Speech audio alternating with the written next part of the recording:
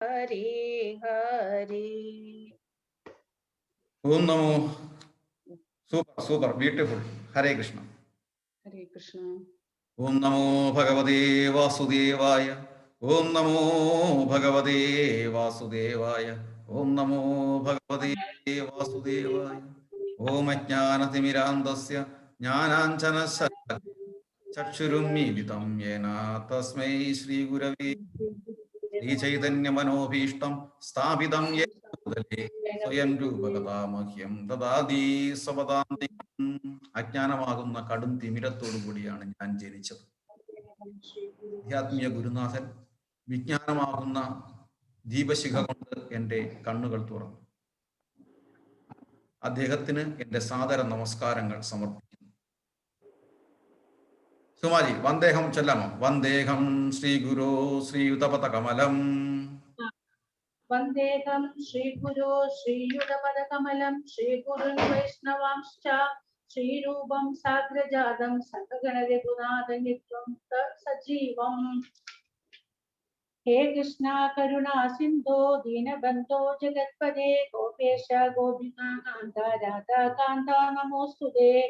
തപ്തകാഞ്ചന ഗൗരാംഗി രാധേ വൃന്ദാവനേശ്വരി വൃഷഭാനുസുതേ ദേവി പ്രണമാമി ഹരിപ്രിയേ. വാഞ്ചാകൽപിതരൂപശ്ച കൃപാ സിന്ധുഭ്യശേവ ച പതിതാനാം പാവനേഭ്യോ വൈഷ്ണവേഭ്യോ നമോ നമഃ. ശ്രീകൃഷ്ണ ചൈതന്യ പ്രഭു നിത്യാനന്ദ ശ്രീ അദ്വൈത ഗദാധര ശ്രീവാസാദി ഗൗരഭക്തവൃന്ദ. ഹരേ കൃഷ്ണ കൃഷ്ണ കൃഷ്ണ ഹരേ ഹരേ ഹരേ രാമ ഹരേ രാമ രാമ രാമ ഹരേ ഹരേ. മുഖം കരോതി വാചാലം പങ്കും ലംഘയതി യത്കൃപാതമഹം വന്ദേ പരമാനന്ദമാധവം. നാരായണ നമസ്കൃത്യ നരചൈവ നരോത്തമം ദേവീം സരസ്വതീം വ്യാസം തതോ ജയമുദീരേ. Suma ji super beautiful. ഞാൻ ഇപ്പം ഇത് രണ്ടും ചൊല്ലിക്കഴിഞ്ഞ ജയരാധാമാധവ മനസ്സിന് ആനന്ദം തരുന്ന ഒരു കീർത്തനമാണ് രാധാറാണിയായിട്ട്. അതുപോലെ തന്നെ ഈ ധ്യാന ശ്ലോകം ഇത് രണ്ടും നമ്മൾ ചൊല്ലാറായി എന്നതിനർത്ഥം ഭഗവാനുമായിട്ട് നമ്മൾ കണക്റ്റഡ് ആയി എന്നുള്ളതാണ്. കണക്റ്റഡ് ആയി സന്തോഷം. ഹരേ കൃഷ്ണ. വളരെ സന്തോഷം. സുശീ പ്രഭു സ്വാഗതം. ഹരേ കൃഷ്ണ. ഹരേ കൃഷ്ണ പ്രഭു. മഴയൊക്കെ ഉണ്ടോ അവിടെ? ഹരേ കൃഷ്ണ.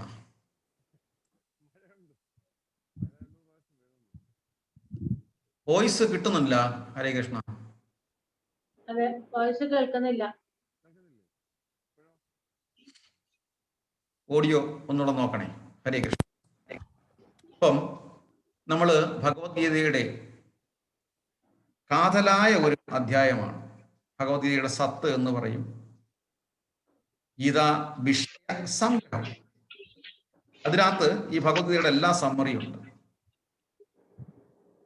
അവിടെ നമ്മൾ ഏത് ശ്ലോകമാണ് നമ്മൾ വായിച്ചു നിർത്തിയത്? 26 കഴിഞ്ഞു, 27 എടുക്കാം. ഓക്കെ, 27 ആണ് ഇനി എടുക്കേണ്ടത്. Okay, okay. ശശി പ്രഭു ഓടി ക്ലിയർ ആയോ?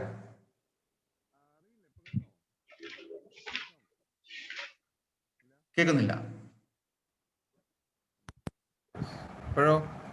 Yes, okay. ഹരേ കൃഷ്ണ. വിജയ മാതാജി ഹരേ കൃഷ്ണ. ഞാൻ ചോദിച്ചത് ഈ രാമായണം ടീമല്ലേ ഉള്ളൂ എന്നുള്ളതാണ്. ഹരേ കൃഷ്ണ. അതെ, ഹരേ കൃഷ്ണ. അപ്പോ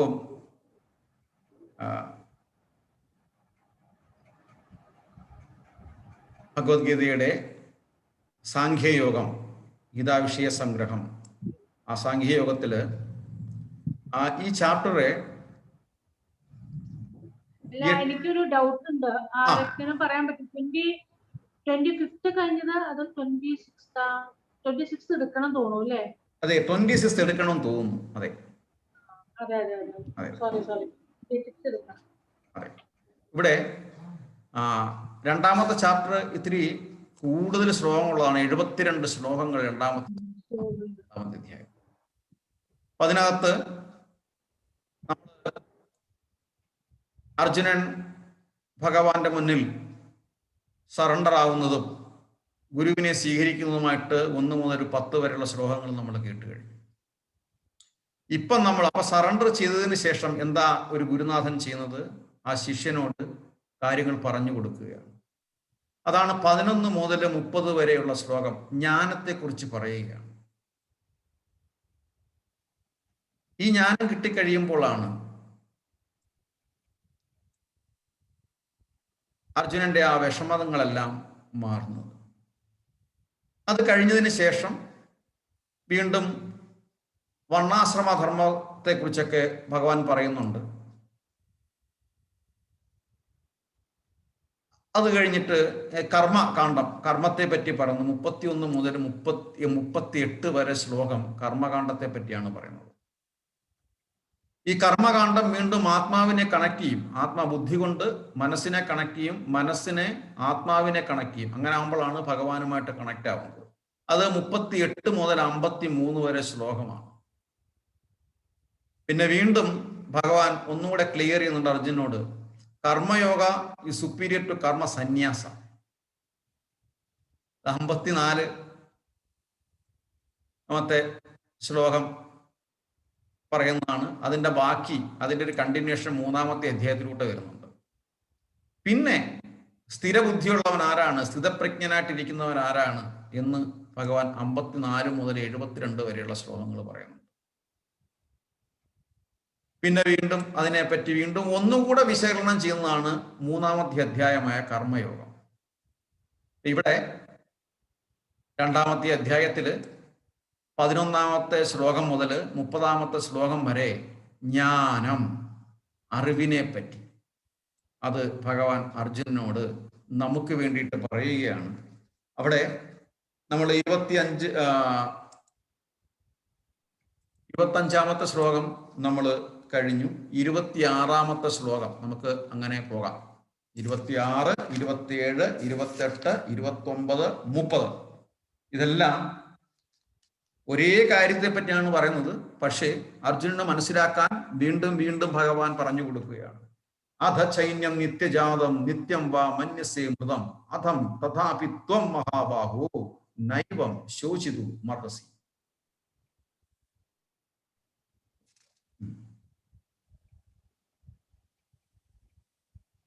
അല്ല, നമ്മൾ ഈ ശ്ലോകം ചൊല്ലിയല്ലോ. ചൊല്ലി. ഓക്കെ.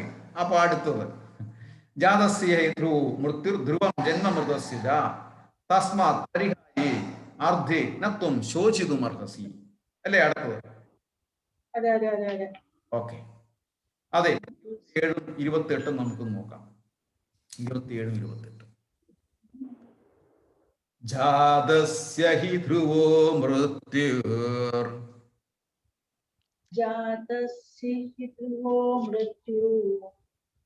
ധ്രുവം ജന്മമൃതസ്യ ച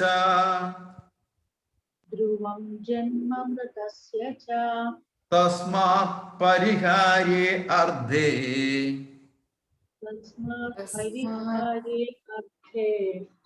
നത്വം ശോചിതുമർഹസി. സുരേഷ് പ്രഭു, ഹരേ കൃഷ്ണ, സ്വാഗതം. ജാതസ്യ ഹി ധ്രുവോർമൃത്യുർ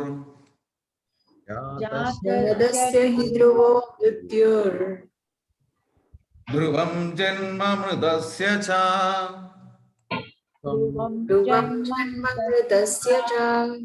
തസ്മാത് പരിഹാരേ അർദ്ധേ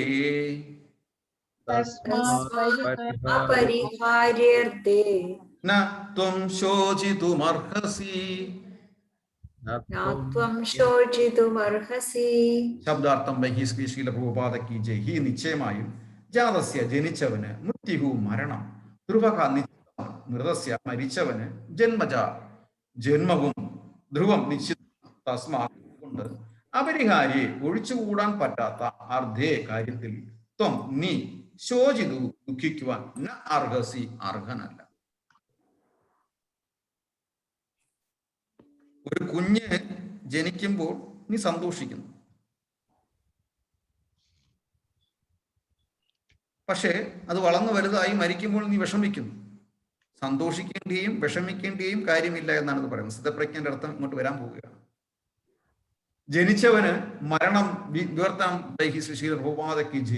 ജനിച്ചവൻ അത്രേ മരിച്ചവന് ജനനവും. അതിനാൽ തന്റെ അനിവാര്യമായ കർത്തവ്യ നിർവഹണത്തെ പറ്റി നീ വ്യസനിക്കേണ്ടതേയില്ല.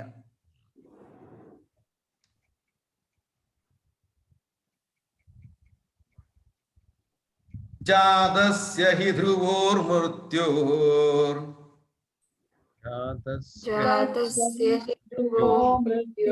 ധ്രുവം ജന്മമൃതസ്യ ച തസ്മാത് പരിഹാരേ അർദ്ധേ തസ്മാത് അപരിഹാരേ അർദ്ധേ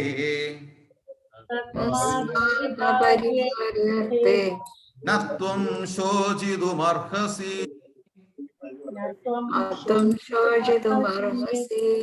ഹരേ കൃഷ്ണ. ഞാൻ സ്ക്രീൻ ഷെയർ ചോദിക്കുന്നു.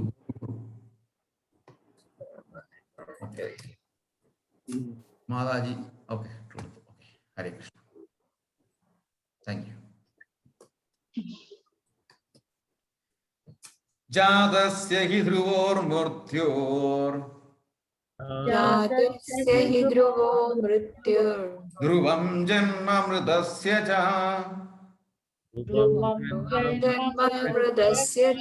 തസ്മാത് അപരിഹാരേ അർദ്ധേ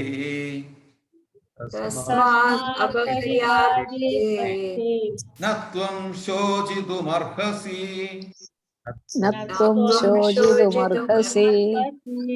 ജനിച്ചവന് മരണം നിശ്ചിതമത്രേ, മരിച്ചവന് ജനനവും. അതിനാൽ തന്റെ അനിവാര്യമായ കർത്തവ്യ നിർവഹണത്തെ പറ്റി നീ വ്യസനിക്കേണ്ടതില്ല. ഹരേ കൃഷ്ണ. അതിന്റെ വാർത്ത ഒന്ന് വായിച്ചു.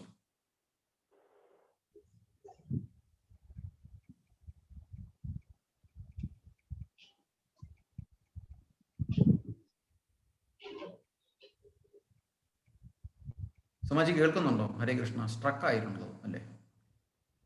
അത് ഇടയ്ക്ക് കട്ടായി പോണു പ്രഭു. അതാണ് ഞാൻ നോക്കിയിരിക്കുന്നത്. വായിക്കാം. വായിക്കാം. അത് ഇടയ്ക്ക് മറ്റെന്താ പറയാ, വേർഡ്സ് കട്ടാവണു പ്രഭു. അത് കാരണം ഓക്കെ. ഭാവാർത്ഥം: ജീവിതത്തിൽ താൻ ചെയ്ത കർമ്മങ്ങൾക്കനുസരിച്ച് ഒരാൾക്ക് ജന്മം എടുക്കേണ്ടി വരുന്നു. ആ കർമ്മങ്ങളുടെ കാലാവധി കഴിയുമ്പോൾ അടുത്ത ജന്മം എടുക്കുവാൻ വേണ്ടി മരിക്കുകയും വേണം. ഇപ്രകാരം ഒരാൾ ഒന്നിനു പിറകെ ഒന്നായുള്ള ജനന മരണമാകുന്ന ചക്രത്തിൽപ്പെട്ട് മോചനമില്ലാതെ ഉഴലുന്നു. ഇത് അനാവശ്യമായ യുദ്ധത്തെയോ വധത്തെയോ സാധൂകരിക്കുന്നില്ല. എങ്കിലും മനുഷ്യ സമൂഹത്തിൽ നീതി പാലനത്തിനു വേണ്ടി യുദ്ധവും ഹിംസയും ഒഴിച്ചുകൂടാതെ വരുന്നു. കുരുക്ഷേത്ര യുദ്ധം ഈശ്വര കൽപ്പിതമാകയാൽ അനിവാര്യമാണ്. നീതിക്ക് വേണ്ടിയുള്ള സമരം ക്ഷത്രിയ ധർമ്മവുമത്രേ. സ്വധർമ്മം നിറവേറ്റേണ്ട അർജുനൻ ബന്ധുക്കളുടെ മരണത്തെപ്പറ്റി ഖേദിക്കുകയും ഭയപ്പെടുകയും ചെയ്യുന്നതെന്തിന്? ഈ സമയം അർജുനൻ ലംഘിക്കാൻ പാടില്ല. ഈ നിയമം അർജുനൻ ലംഘിക്കാൻ പാടില്ല. ലംഘിച്ചാൽ അർജുനൻ വളരെയധികം ഭയപ്പെട്ടിരുന്ന അതേ പാപ പ്രതികരണങ്ങൾക്ക് തന്നെ അദ്ദേഹം വിധേയനാകും. തന്റെ ശരിയായ കർത്തവ്യം നിർവഹിക്കാത്തത് കൊണ്ട് മാത്രം ബന്ധുജനങ്ങളുടെ മരണം തടയാൻ അർജുനന് സാധിക്കുമായിരുന്നില്ല. മാത്രമല്ല, തെറ്റായ കർമ്മപദം തെരഞ്ഞെടുത്തതുകൊണ്ട് അദ്ദേഹം തരം താഴ്ന്നു പോവുകയും ചെയ്തേനെ. ഹരേ കൃഷ്ണ. ഇവിടെ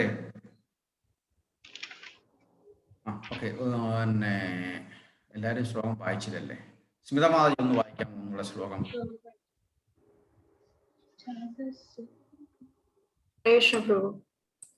ജാതസ്യ ഹി ധ്രുവോ മൃത്യുർ ധ്രുവം ജന്മമൃതസ്യ ച തസ്മാത് അപരിഹാര്യർത്തേ നാത്വം ശോചിതുമർഹസി. ഹരേ കൃഷ്ണ. മീരാജി. ജാതസ്യ ഹി ധ്രുവോ മൃത്യുർ ധ്രുവം ജന്മമൃതസ്യ ച തസ്മാത് അപരിഹാര്യേർത്ഥേ നത്വം ശോചിതുമർഹസി. ഹരേ കൃഷ്ണ. അടുത്ത ശ്ലോകം ബാക്കിയുള്ളവർക്ക് വായിക്കാം. ഹരേ കൃഷ്ണ. നമുക്ക് ഒരുമിച്ച് ഒന്നുകൂടെ വായിക്കാം ഈ ശ്ലോകം. 1 2 3 4 സ്റ്റാർട്ട്. ജാതസ്യ ധ്രുവം ജന്മമൃതസ്യ ച തസ്മാത് അപരിഹാരേ അർദ്ധേ നത്വം ശോചിതുമർഹസി. ജനിച്ചവന് മരണം നിശ്ചിതമത്രേ, മരിച്ചവന് ജനനവും. അതിനാൽ തന്റെ അനിവാര്യമായ കർത്തവ്യ നിർവഹണത്തെ പറ്റി നീ വ്യസനിക്കേണ്ടതില്ല. ആദ്യം തന്നെ പറയുന്നുണ്ട്, ജീവിതത്തിൽ താൻ ചെയ്ത കർമ്മങ്ങൾക്കനുസരിച്ച് ഒരാൾ ജന്മമെടുക്കുന്നു. 84 ലക്ഷം ജീവഗണങ്ങളിൽ ഏതൊക്കെ രീതിയിലാണ് നമ്മൾ ജനിക്കേണ്ടത് എന്നുള്ളത് നമ്മുടെ കർമ്മ പ്രവർത്തികൾക്കനുസരിച്ചിട്ടാണ്. അപ്പം നമ്മൾ ഒരാളുടെ ഭർത്താവായതോ അല്ലെങ്കിൽ ഭാര്യ ഒരാളുടെ തിരിച്ച് ആയതോ ഒക്കെ ഇത് നമ്മളായിട്ട് ചെയ്യുന്നതല്ല. ഇതൊക്കെ നമ്മുടെ കർമ്മയോഗം കൊണ്ട് ഭൂതകാല പ്രവർത്തനങ്ങൾ കൊണ്ടിട്ട് നമുക്ക് സംഭവിക്കുന്നു.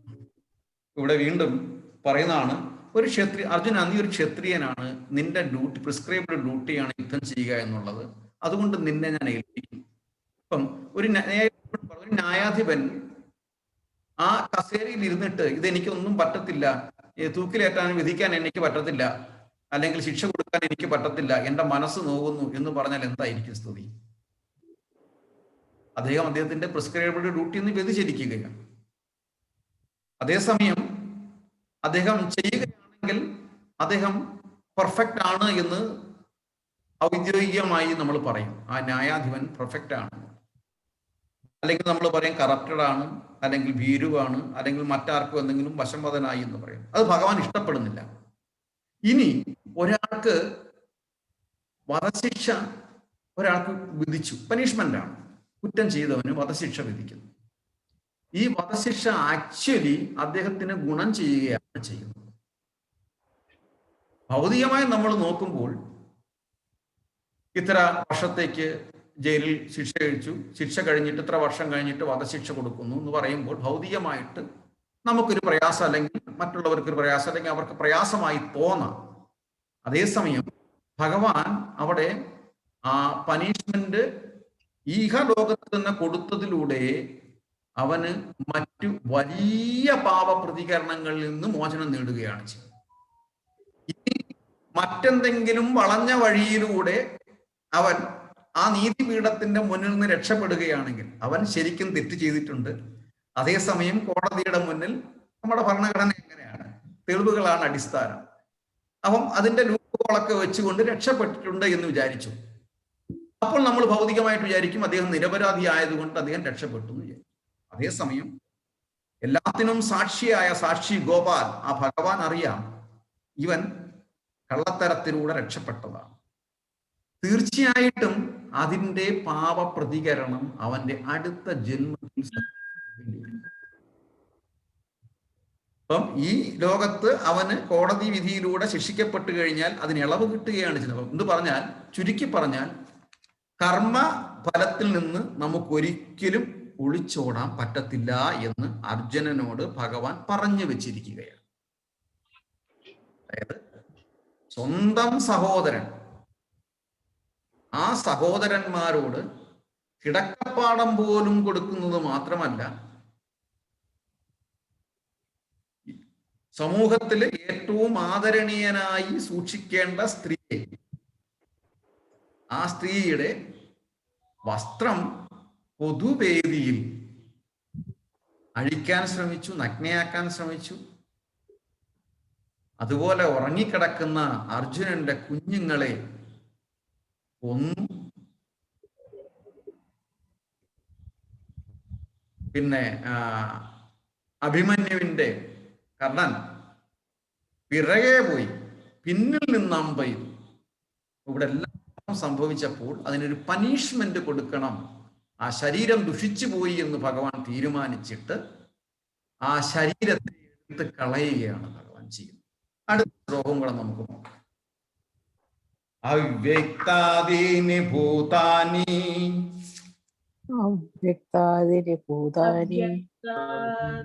വ്യക്തമധ്യാനി ഭാരത അവ്യക്ത നിധനാന്യേനൈവ തത്ര കാ പരിദേവന അവ്യക്താദീനി ഭൂതാനി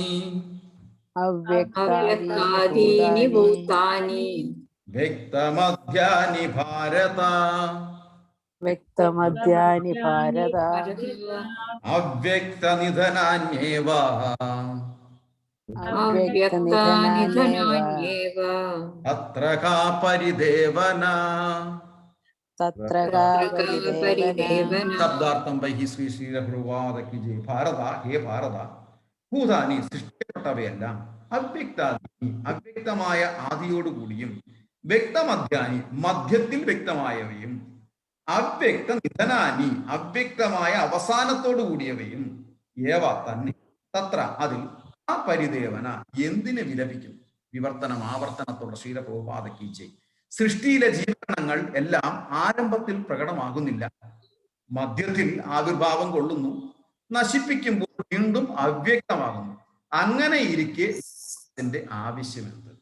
അവ്യക്താദീനി ഭൂതാനി അവ്യക്താദീനി ഭൂതാനി വ്യക്തമധ്യാനി ഭാരത വ്യക്തമധ്യാനി ഭാരത അവ്യക്ത നിധനാന്യേവ അവ്യക്തനിധനാന്യേവ തത്ര കാ പരിദേവന. തത്ര പരിദേവന. ഹരേ കൃഷ്ണ. സുരേഷ് പ്രഭു ഒന്ന് ഡിസ്പ്ലേ ചെയ്ത്. ഹരേ കൃഷ്ണ, ചൊല്ലിക്കോളൂ. ഹരേ കൃഷ്ണ. ഹരേ കൃഷ്ണ. ഹരേ കൃഷ്ണ. ലേഖമാതാജി ഹരേ കൃഷ്ണ. ഹരേ കൃഷ്ണ. അവ്യക്താദീനി ഭൂതാനി വ്യക്തമധ്യാനി ഭാരത അവ്യക്താനി ദാനന്യേവ തത്ര കാ പരിദേവന. ഹരേ ഹരേ കൃഷ്ണ. കൃഷ്ണ. ഹരേ കൃഷ്ണ. വിജയ മാതാജിക്ക് കേൾക്കാൻ പറ്റുമോ?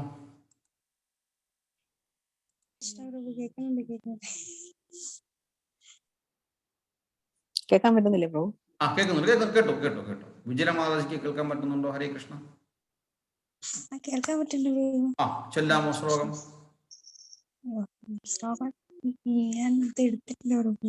ഞാൻ ഇതിനകത്ത് ഓക്കെ മാതാജി ഇട്ടില്ലല്ലേ? ഓക്കെ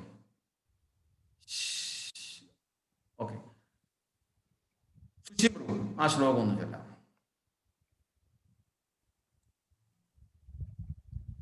അവ്യക്താദീനി ഭൂതാനി വ്യക്തമധ്യാനി ഭാരത അവ്യക്താനി അന്യേവ നിധനാന്യേവ അവ്യക്താനിധനാന്യേവ നിധന അന്യേവ നിധന അന്യേവ അവ്യക്ത നിധന അന്യേവ അന്യേവ തത്ര കാ പരിദേവന. തത്ര കാ പരിദേവന. ഹരേ കൃഷ്ണ. വിജയ മാതാജി കിട്ടിയോ? ആണോ? സ്മിത മാതാജി ശ്ലോകം ഷെയർ ചെയ്തു. ഹരേ കൃഷ്ണ. ചാറ്റ് ബോക്സിൽ. ഹരേ കൃഷ്ണ. ഗോപിനാഥ് പ്രഭു ഹരേ കൃഷ്ണ, കേൾക്കുന്നുണ്ടോ? ഹരേ കൃഷ്ണ, കേൾക്കുന്നുണ്ട്. എന്നാ ചൊല്ലിക്കോളൂ. അവ്യക്താദീനി ഭൂതാനി വ്യക്തമാദ്യാനി ഭാരത അവ്യക്താനാദിനേവ തത്ര അവ്യക്താനി ധാന്യേവ തത്ര തത്ര കാ അപരിദേവന. ഹരേ കൃഷ്ണ. വിജയ മാതാജി കേൾക്കുന്നുണ്ടോ? ഹരേ കൃഷ്ണ. Thank you.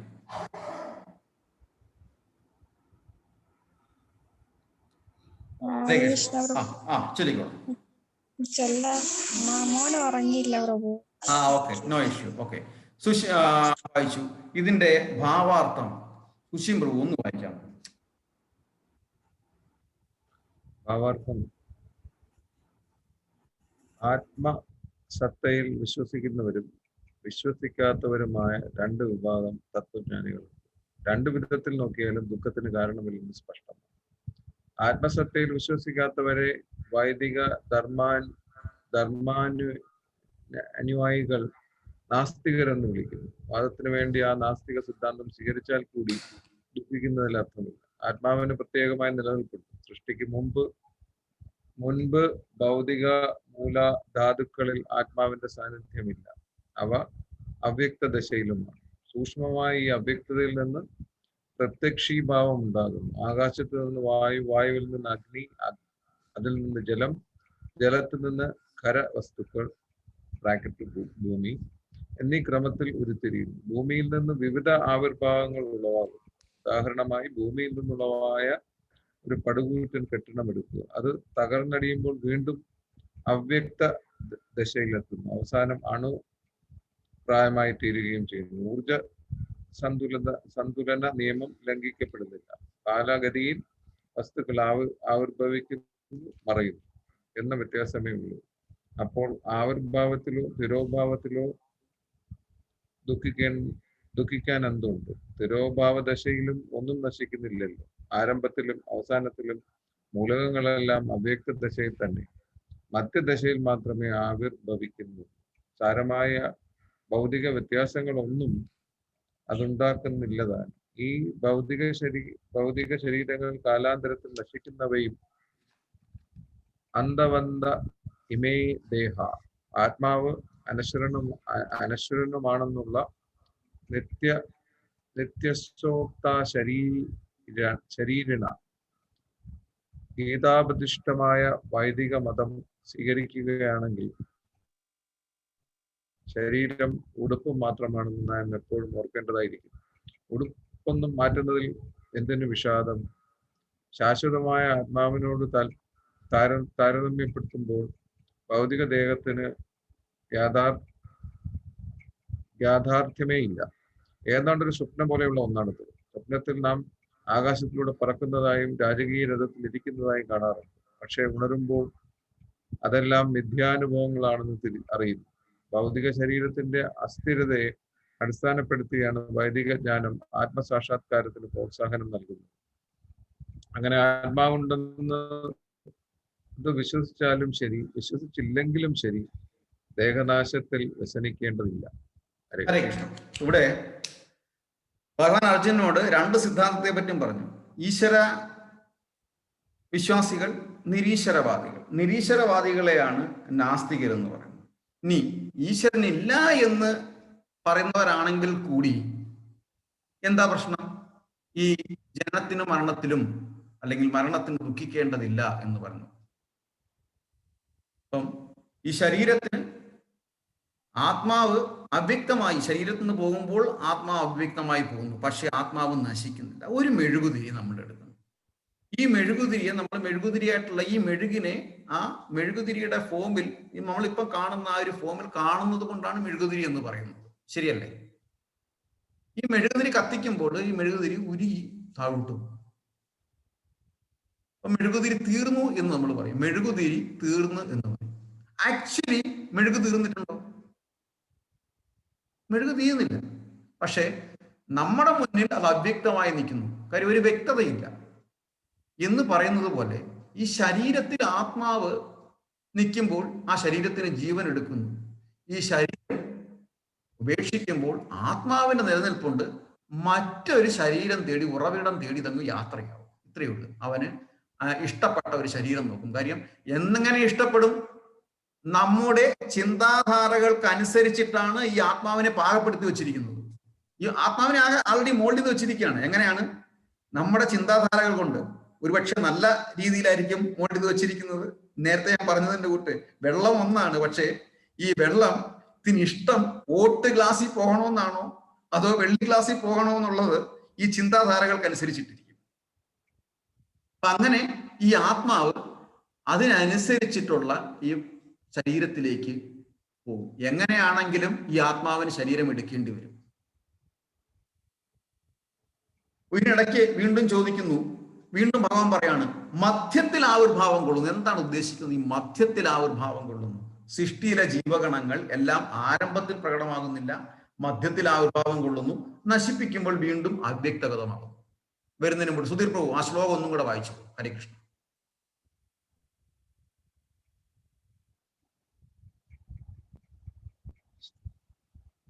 ഹരേ കൃഷ്ണ. ശ്ലോകം വായിച്ചു. ഹരേ കൃഷ്ണ.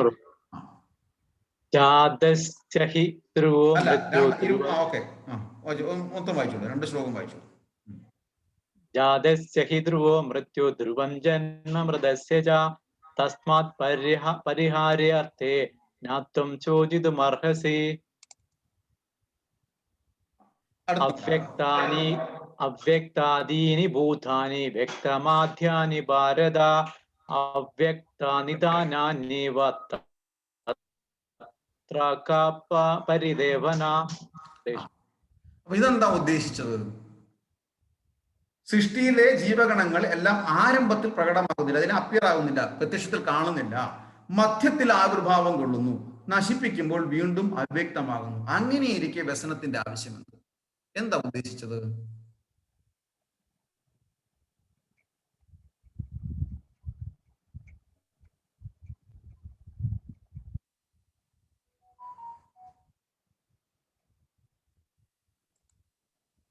എന്തെങ്കിലും പിടികിട്ടിയോ?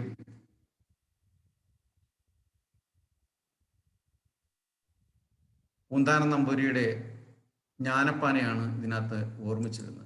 കൃഷ്ണ കൃഷ്ണ മുകുന്ദ ജനാർദ്ദന, കൃഷ്ണ ഗോവിന്ദ നാരായണ ഹരേ, അച്യുതാനന്ദ ഗോവിന്ദ മാധവ, സച്ചിദാനന്ദ നാരായണ ഹരേ. ഇന്നു നാമസങ്കീർത്തനം കൊണ്ടുടൻ വന്നുകൂടും പുരുഷാർത്ഥമെന്നതും, ഇനിയുള്ള നരകാഭയങ്ങളും ഇന്നു വീണ്ടും നിരൂപണമൊക്കെയും. പൂന്താനത്തിന്റെ ജ്ഞാനപ്പാനയില് നിസ്സംഗതയെക്കുറിച്ച്, അതായത് നിർഗുണാവസ്ഥയെക്കുറിച്ചാണ് പറയുന്നത്.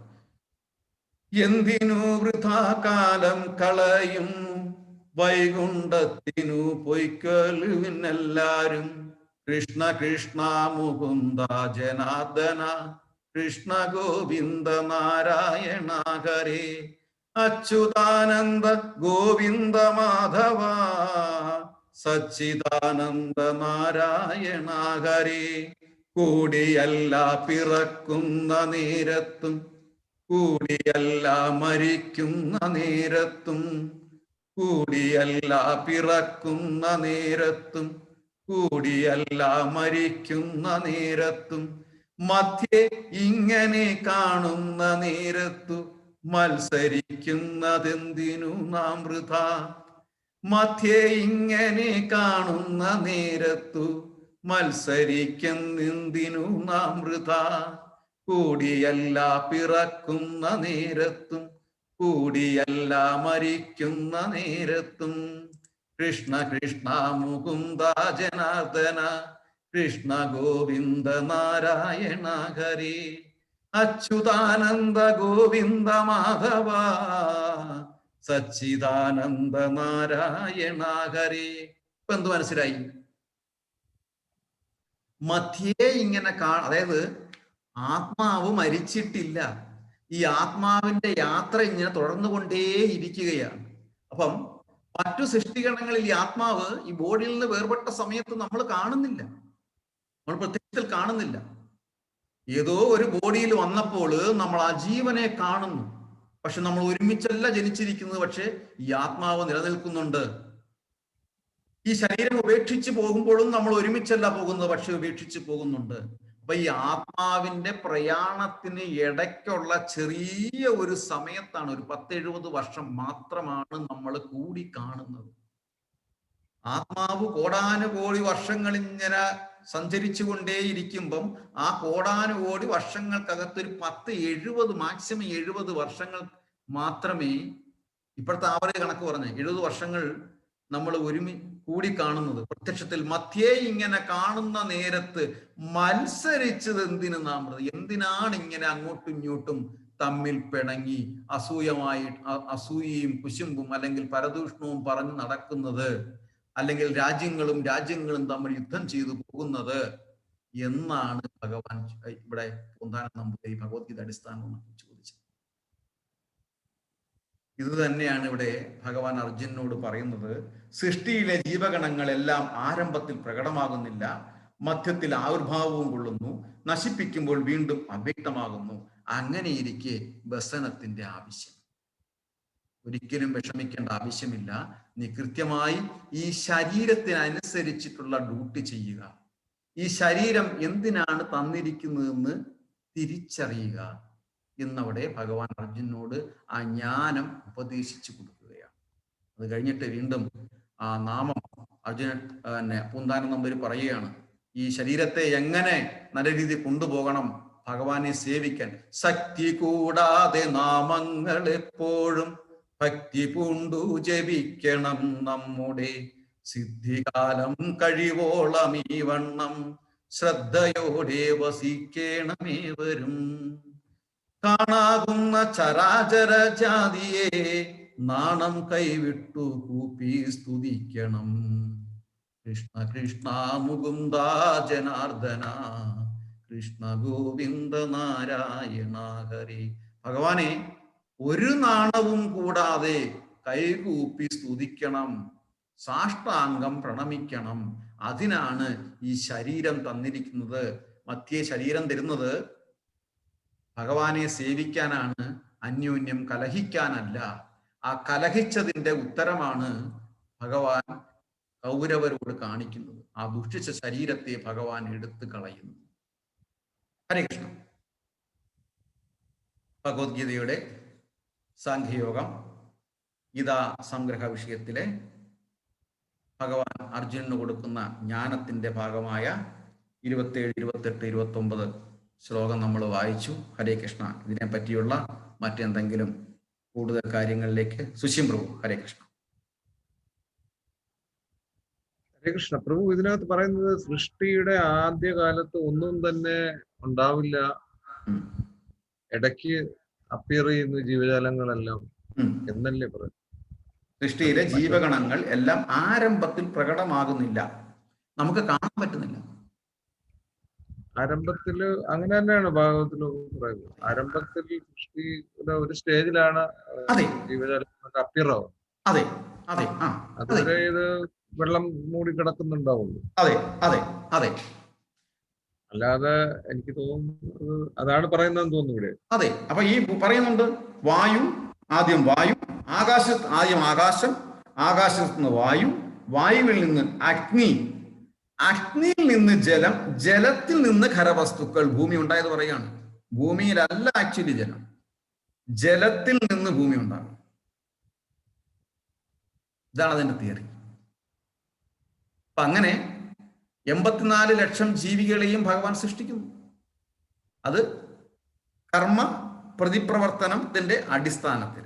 അപ്പൊ അങ്ങനെ വരുമ്പോൾ നമ്മൾ ഈ മധ്യഭാഗത്താണ്, അതായത് സൃഷ്ടിയുടെ മധ്യത്തിലാണ് നമ്മൾ അങ്ങോട്ടും ഇങ്ങോട്ടും കാണുന്നത്.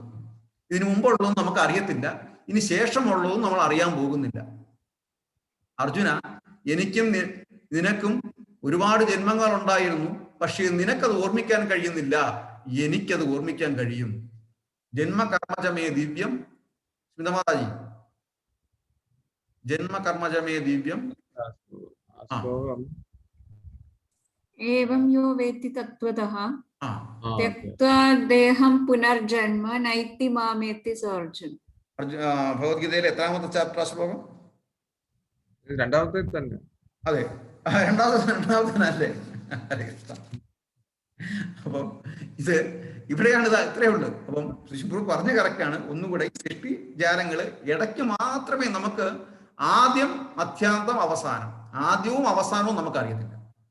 അതിനെപ്പറ്റി നിരീശ്വരവാദികൾ പലതും പറയും. അറിവില്ലാത്തവര് ആശ്ചര്യത്തോടെ നോക്കും ഇതെങ്ങനെയാണ് സൃഷ്ടിച്ചിരിക്കുന്നത്, ഇതിനൊന്നും ഒരു അറിയുന്നില്ല. സൂര്യനെ ചുറ്റി ഗ്രഹങ്ങളെല്ലാം നിൽക്കുന്നു. ഈ ഗ്രഹങ്ങൾ നിൽക്കുന്ന എങ്ങനെ? ഈ ഭൂമി തന്നെ വായുവിൽ നിൽക്കുകയാണോ? ഇത് താഴെ വീണ് കഴിഞ്ഞാൽ എന്ത് ചെയ്യും? അല്ലെങ്കിൽ 360 ഡിഗ്രി ഭൂമി കറങ്ങുമ്പോൾ നമ്മൾ എന്തുകൊണ്ട് തല കീഴായിട്ട് പോകുന്നില്ല? അല്ലെങ്കിൽ അങ്ങനെ നമുക്ക് ഫീൽ ചെയ്യാത്തത് എന്ത്? ഇതൊക്കെ ഒരു അത്ഭുതമായിട്ടാണ് അറിവില്ലാത്ത നമ്മൾ നോക്കും. അതേസമയം ഭഗവാനെ സംബന്ധിച്ച് ഇതൊന്നും വലിയ അത്ഭുതമായിട്ടുള്ള കാര്യങ്ങളൊന്നുമല്ല. കാര്യം ഈശ്വര പരമകൃഷ്ണ സച്ചിദാനന്ദ വിഗ്രഹ അനാദിരാതിർ ഗോവിന്ദ സർവകാരണം. എല്ലാ കാരണങ്ങൾക്കും കാരണനായ ഭഗവാനാണ് ഇതെല്ലാം നിലനിർത്തുന്നത്. അപ്പൊ ഇതിനിടയ്ക്ക് മധ്യത്തിൽ അർജുന, നീ കാണുന്നത് ഇടയ്ക്കുള്ള ഭാഗം മാത്രമേ ഉള്ളൂ. ഇത്രയും മാത്രമേ പറഞ്ഞിട്ടുള്ളൂ. ഹരേ കൃഷ്ണ. സ്മിതമാതാജി കൂടുതൽ പറയാനുണ്ടോ? ഹരേ കൃഷ്ണ.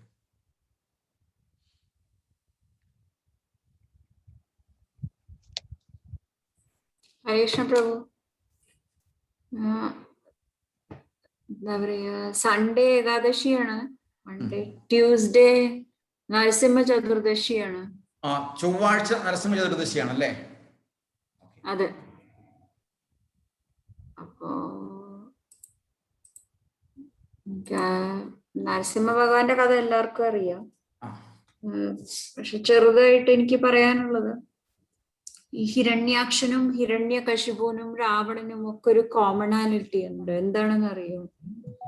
അവർക്കെല്ലാം വളരെ കൂടുതലായിട്ട് ഈ ജലസി അല്ലെങ്കിൽ അസൂയ എന്ന് പറയുന്നത് ഉണ്ടായിരുന്നു.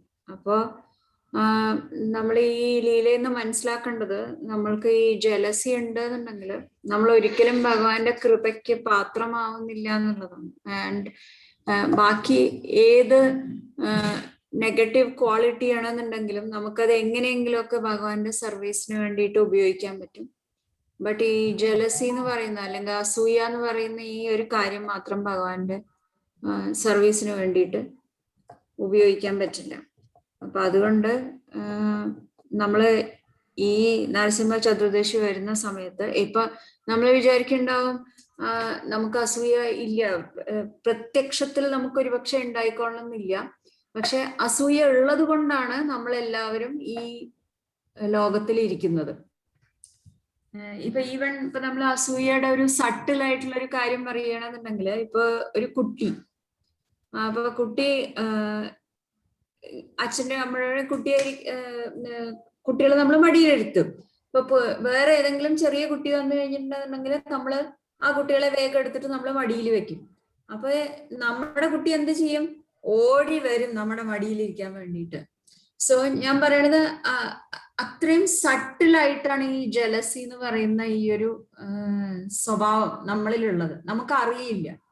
അപ്പൊ നമുക്ക് ഈ നരസിംഹ ചതുർദശി വരുമ്പോൾ നമുക്ക് ഭഗവാനോട് പ്രാർത്ഥിക്കാൻ പറ്റുന്ന ഒരു കാര്യം, നമുക്ക് ഈ അസൂയ അറിഞ്ഞോ അറിയാതോ നമ്മുടെ മനസ്സിലുള്ള ഈ അസൂയയിൽ നിന്ന് നമുക്ക് മുക്തി നേടാനും അതുകൊണ്ട് അപ്പൊ നമുക്ക് ഭഗവാന്റെ കൃപയ്ക്ക് പാത്രമാവാനും സാധിക്കാൻ വേണ്ടിയിട്ട് നമുക്ക് നരസിംഹ ഭഗവാനോട് പ്രാർത്ഥിക്കാം. അതായത് എന്താ പറയാ, ദുഷിച്ച സ്വഭാവം നമ്മളിൽ നിന്ന് മാറാൻ വേണ്ടിയിട്ട് നമുക്ക് നരസിംഹ ഭഗവാന്റെ അടുത്ത് പ്രാർത്ഥിക്കാം. ഹരേ കൃഷ്ണ പ്രഭു. ഹരേ കൃഷ്ണ മാജി. വളരെ നരസിംഹ ചതുർദശി വരുന്നുമുണ്ട്, അതുപോലെ തന്നെ ഈ ശ്ലോകവും പിന്നെ സൂട്ടബിൾ ആയിട്ടാണ് വന്നത്. കാര്യം പൂന്താനം നമ്പൂതിരി പറഞ്ഞത് എന്താണ്, മധ്യേ ഇങ്ങനെ കാണുന്ന നേരത്ത് മത്സരിക്കുന്നത് എന്തിനാണെന്നാ. കാര്യം ഈ അസൂയ കൊണ്ടാണ് മത്സരിക്കുന്നത്. ഈ കുട്ടി ഓടി വരും, മത്സരിക്കുകയാണ്, എന്നിട്ട് ഇങ്ങനെ ഞെക്കും. എന്തിനാ പറയുന്നത്? ഈ കൊച്ചിനെ താഴെ ഇറക്കാൻ വേണ്ടിയിട്ട്. എന്നിട്ട് ഈ കുഞ്ഞ് കയറിയിരിക്കും. ഇതാണ്, അറിയാതെയാണ് വരുന്നത്. ഈ കുഞ്ഞിനും അത് അസൂയാണെന്ന് കുഞ്ഞിനും തിരിച്ചറിയുന്നൊന്നുമില്ല. നമ്മളാണ് പേരിട്ട് വിളിക്കുന്നത് അസൂയാണെന്നുള്ളത്. കുഞ്ഞസൂയാണ് ചിന്തിക്കുന്നതല്ല, കുഞ്ഞിന്റെ സ്വന്തമാണെന്ന് ചിന്തിക്കുന്നത് കൊണ്ടാണ്. ഇതുപോലെയാണ് നമ്മൾ അറിയാതെ നമ്മൾ എന്തിനും, അത് മനുഷ്യന്റെ ആ ജന്മനാ ഉള്ള വാസനയാണ്. അപ്പം പക്ഷേ അത് ഒരു പരിധി വിട്ടു കഴിഞ്ഞാൽ അപകടവുമാണ്. അപ്പം നരസിംഹ ചതുർദശിയിൽ നമ്മൾ നരസിംഹ ഭഗവാനോട് പ്രാർത്ഥിക്കാം, അസൂയാരഹിതമായ ഭക്തിയുത സേവനം. ഞാൻ എപ്പോഴും പറയാറുള്ളതാണ്, ഭക്തിയുത സേവനം അസൂയാരഹിതമായി. മറ്റൊരാളോട് മത്സരിക്കാനോ അല്ലെങ്കിൽ ഞാൻ മാത്രമാണ് വലുതെന്ന് പറയാനോ അല്ല ഭക്തിയുത സേവനം. ഭഗവാനെ അങ്ങയുടെ തൃപ്പാദങ്ങളിൽ സേവിക്കാനുള്ള അവസരം തരണമേ എന്നുള്ള പ്രാർത്ഥനയാണ് ഭക്തിയുത സേവനം. അത് മറ്റൊരാളെ കാണിക്കാനുമല്ല. ഹരേ കൃഷ്ണ.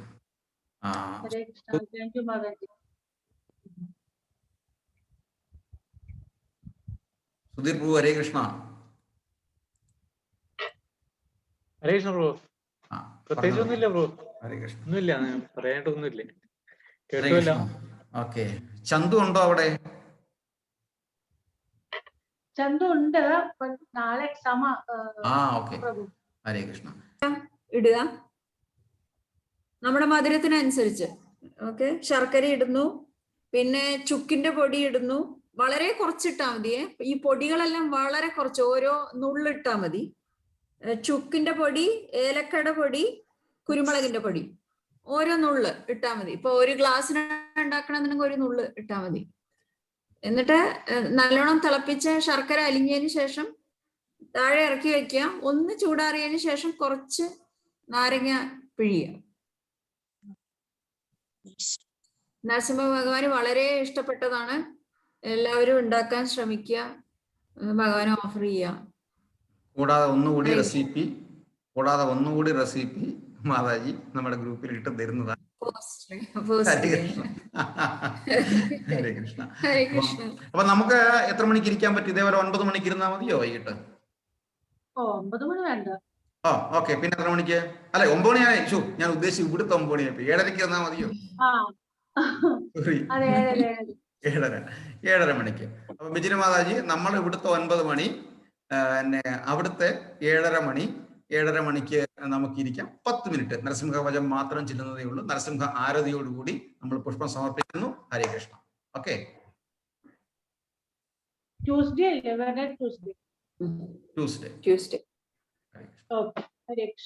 സുശീം പ്രഭു റെഡി അല്ലേ?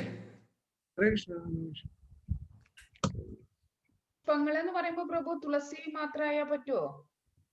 മറ്റു പുഷ്പങ്ങളായിരിക്കും ഉദ്ദേശിക്കണേ അല്ലേ? മതി. അല്ല, കിട്ടുന്ന പുഷ്പം എടുത്താൽ മതി. തുളസി ആയാലും മതി. ഓക്കെ. ഹരേ കൃഷ്ണ. പിന്നെ നരസിംഹ ഭഗവാനെ സംബന്ധിച്ചിടത്തോളം ചുമന്ന പുഷ്പങ്ങളാണ് അല്ലേ മാതാജി? ചുമന്ന പുഷ്പങ്ങളാണ്. അതല്ല കിട്ടുന്നില്ലെങ്കിൽ തുളസി മതി. ഹരേ കൃഷ്ണ. തുളസി ഉത്തമം പ്രഭു. തുളസി ഉത്തമമാണ്. തുളസി ഉത്തമം. നമ്മള് മായാപുരി കണ്ടിട്ടില്ലേ? ഫുൾ തുളസിയുടെ മാലയായിരിക്കും നരസിംഹ ഭഗവാന്റെ. പിന്നെന്താ? അടിവരയിട്ട് പറഞ്ഞു കഴിഞ്ഞു. പിന്നെന്താ വിഷയം? അപ്പം നമുക്ക് അങ്ങനെ സ്നേഹയില്ലേ അവിടെ?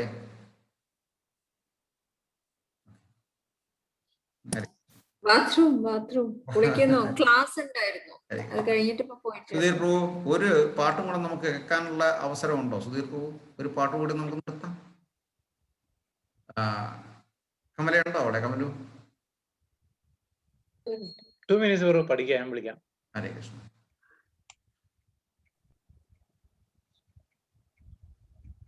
എനിക്ക് വീണ്ടും കേൾക്കാൻ ഒരാഗ്രഹമുണ്ട്.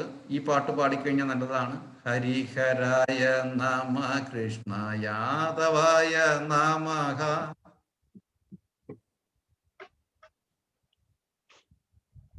പറയൂ. യാദവായ മാധവായ കേശവായ നമഃ.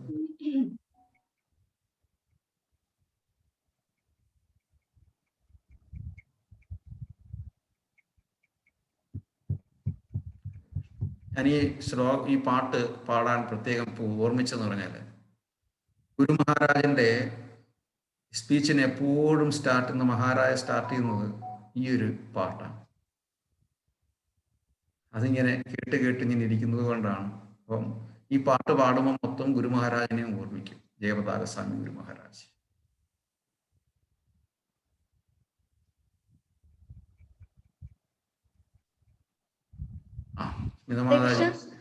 ഓക്കെ. ഹരേ കൃഷ്ണ പ്രഭു. ഹരേ കൃഷ്ണ. വീഡിയോയിൽ വരാം. ഹരേ കൃഷ്ണ. ഹരേ കൃഷ്ണ.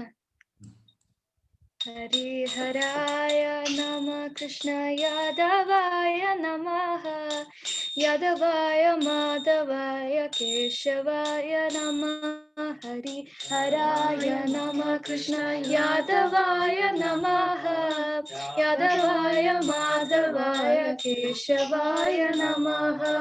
ഗോപാൽ ഗോവിന്ദ രാം ശ്രീ മധുസൂദന गिरिधारी गोपीनाथ मदन मोहन.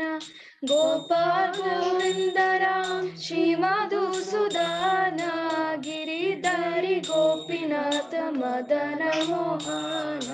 श्री चैतन्य नित्यानंद श्री अद्वैत सीता हरि गुरु वैष्णव भगवत गीता. श्री चैतन्य नित्यानंद श्री अद्वैत सीता हरि गुरु वैष्णव भगवत गीता. श्री रूप सनातन भट्ट रघुनाथ श्री जीव गोपाल भट्ट दास रघुनाथ. श्री रूप सनातन भट्ट रघुनाथ श्रीजीव गोपाल भट्ट दास रघुनाथ एचै गोशैर कोरी चरना वंदन जहाँ होते विघ्न नाश अभिष्ट पुराण एचै गोशैर कोरी चरना वंदन जहाँ होते विघ्न नाश अभिष्ट पुराण एचै गोशैर जार मुहि तार दास तासबार पादरेणु मोरा पंचग्रास एचै गोशैर जार मुहि तार दास तासबार पादरेणु मोरा पंचग्रास ततरे तदेरा चरण से भी भक्त सनिवास जन्मे जन्मे होई अभिलाष तेरा चरण से भी भक्त सनिवास जन्म जन्म होई अभिलाष एचै गोशैर जपे ब्रज कोइलाबास राधा कृष्ण नित्य लील कोरिल प्रकाश एचै गोशैर जपे ब्रज कोइलाबास राधा कृष्ण नित्य लील कोरिल प्रकाश आनंदे बोलो हरि भज वृंदावन श्री गुरु वैष्णव पादे मजइया मान आनंद बोलो हरि भज वृंदावन श्री गुरु वैष्णव पादे मजइया मान श्री गुरु वैष्णव पद पद्म कोरियाश नाम संकीर्तन को है नरोत्तम दास श्री गुरु वैष्णव पाद पद्म कोरियाश नाम संकीर्तन को है नरोत्तम दास हरि हराय नमः कृष्ण यादवाय नमः यादवाय माधवाय केशवाय नमः हरि हराय नमः कृष्ण यादवाय नमः यादवाय माधवाय केशवाय नमः हरि हराय नमः कृष्ण यादवाय नमः यादवाय माधवाय केशवाय नमः हरि हराय नमः कृष्ण यादवाय नमः यादवाय माधवाय केशवाय नमः गोपाल गोविंद राम श्री मधुसूदन गिरिधारी गोपीनाथ मदन मोहन गोपाल गोविंद राम श्री मधुसूदन गिरिधारी गोपीनाथ मदन मोहन हरे कृष्ण ഹരേ കൃഷ്ണ. Thank you. ഹരേ കൃഷ്ണ. ഞാൻ പെട്ടെന്ന് മനസ്സിൽ തോന്നിയാണ്. സാധാരണഗതിയിൽ ഞാൻ ഏതെങ്കിലും പാട്ട് പാടാനേ പറയത്തുള്ളൂ. പെട്ടെന്ന് ഗുരുമഹാരാജനെ ചിന്തിക്കുമ്പോൾ ഗുരുമഹാരാജന്റെ ആദ്യത്തെ പാട്ട് ഇതാണ്. നമാവും വിഷ്ണുപാദായ കഴിഞ്ഞാൽ പിന്നെ ഉടനെ ഗുരുമഹാരാജെ പോകുന്നത് ജയപതാകസ്വാമി പരംപൂജനീയ ജയപതാകസ്വാമി മഹാരാജെ പോകുന്നത് നേരെ ഹരിഹരായ നമ കൃഷ്ണ. ഇപ്പോഴും വളരെ വ്യക്തമായിട്ട് ഗുരുമഹാരാജ അതെ. ഹരേ കൃഷ്ണ. ഹരേ കൃഷ്ണ. കൃഷ്ണ പ്രഭു എന്തെങ്കിലും അഡീഷണൽ നോട്ട്? ഹരേ കൃഷ്ണ. ഇല്ല പ്രഭുവിന്റെ ആരെ ബർത്ത്ഡേ ആണെന്ന് പ്രഭുവിന്റെ മുന്നിൽ എന്തോ ആരും ബർത്ത്ഡേ ഉണ്ടായിരുന്നല്ലോ. മകന്റെ പയ്യന്റെ ബർത്ത്ഡേ ആയിരുന്നു. ഘനശ്യാം. ഹരേ കൃഷ്ണ. ഘനശ്യാമിന്റെ ബർത്ത്ഡേ ആയിരുന്നു. അവനിപ്പം ഇതിലിട്ടുണ്ടായിരുന്നു ഗ്രൂപ്പിലെ, കണ്ടില്ല കേട്ടോ പ്രഭു. ഗ്രൂപ്പിൽ ഇനിയിപ്പോ എനിക്ക് ഓർക്കാൻ എളുപ്പമുള്ളൂ. ഈ മോഹൻലാലിന്റെ ബർത്ത്ഡേ എന്താണ്?